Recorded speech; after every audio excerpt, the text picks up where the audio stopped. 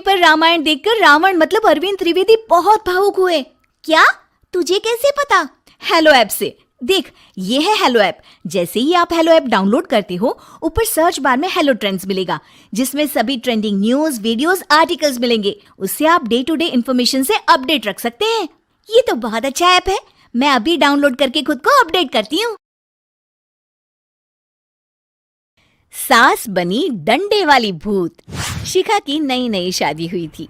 उसका मायका और ससुराल दोनों कानपुर में ही थे, इसलिए उससे मिलने उसके भाई अक्सर आते जाते रहते थे।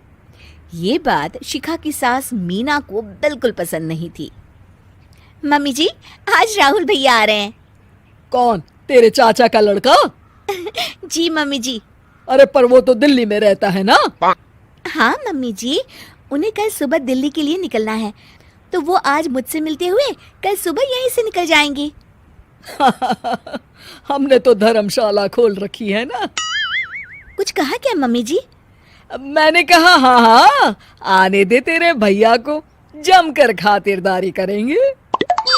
अब तो कुछ करना ही पड़ेगा, इससे पहले कि मेरा घर धर्मशाला बन जाए। ये कैसी बातें कर रही हो मीना?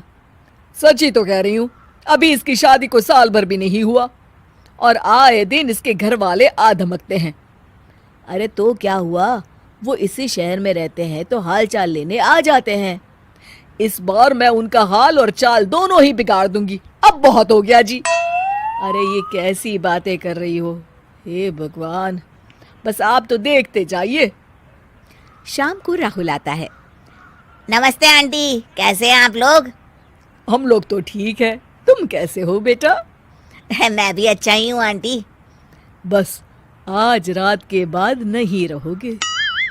चलिए भैया, मैं आपको हमारा घर दिखाती हूँ।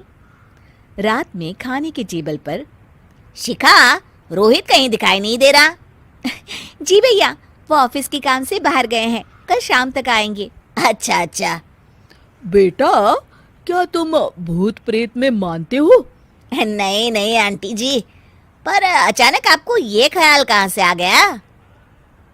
पता नहीं क्यों, कभी कभी मुझे लगता है जैसे रात के समय बैठक में कोई घूमता रहता है। ये आप क्या कह रही हैं मम्मी जी? हाँ, तुम लोग घबरा ना जाओ, इसलिए मैंने आज तक इस बारे में कुछ नहीं कहा। ये आपका वहम होगा आंटी जी, ऐसा कुछ नहीं होता। हो सकता है। चलो अब मेरा सोने का टाइम हो गया है तो चलती हूँ मैं। शिखा बेटा, राहुल के सोने की व्यवस्था वहीं दीवान पर कर देना। जी पापा जी। अब चलिए भी। अच्छा, तो बैठक में सोने वाले हैं साहबजादे। क्या बड़बड़ा रही हो? कुछ नहीं, आप सो जाइए। मीना और महेश के सोने के बाद शिखा और राहुल आपस में बात कर रहे होते हैं, तभी डोरबेल बजती है। अरे आप! सरप्राइज! काम जल्दी खत्म हो गया तो मैं आज ही चला आया।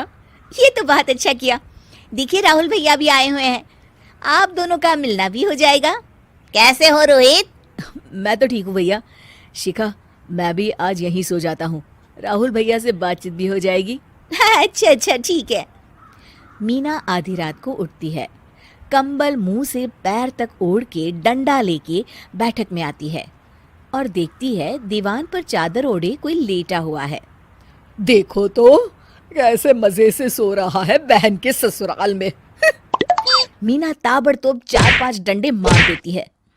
अरे मर गया! अरे बचाओ बचाओ, कौन है? मीना जल्दी से अपने कमरे में भाग जाती है। हे भगवान, ये मैंने क्या किया? ये रोहित कहाँ से आ गया? लगता है ये नालायक राहुल मेहमानों वाले कमरे में सो गया होगा। आज तो इसकी खैर नहीं। उधर बैठक में, अरे क्या हुआ रोहित? मैं बाथरूम में था, तुम्हारे चिल्लाने की आवाज सुनी।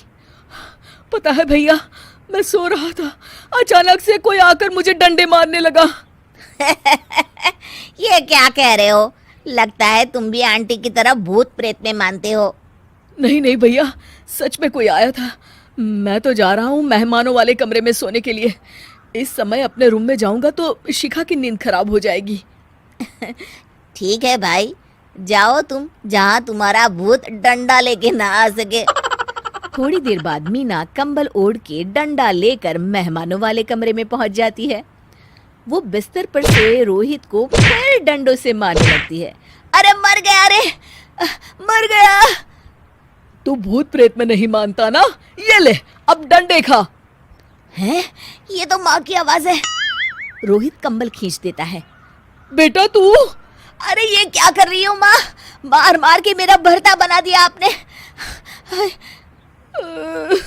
माफ कर दे मेरे लाल, मैंने तो तुझे ही मार मार कर लाल कर दिया। मैं तो उस राहुल के बच्चे को सबक सिखाना चाहती थी। राहुल भैया को? हाँ बेटा, मुझे लगा अगर उसे डंडे मारूंगी तो शिखा के मायके वाले यहाँ आना छोड़ देंगे। हे भगवान, माँ ये घर शिखा का भी है, उसके घर वाले जब चाहे आ सकते हैं। हाँ बेटा, आज मुझे भगवान का इशारा समझ में आ गया। मैं कितना गलत करने चली थी और अपने ही बेटे को चोट पहुंचा दी। अब चुपचाप जाके सो जाओ माँ, और किसी को कुछ बताने की जरूरत भी नहीं है। शिक्षा दूसरों का बुरा चाहने वालों के साथ भी बुरा ही होता है।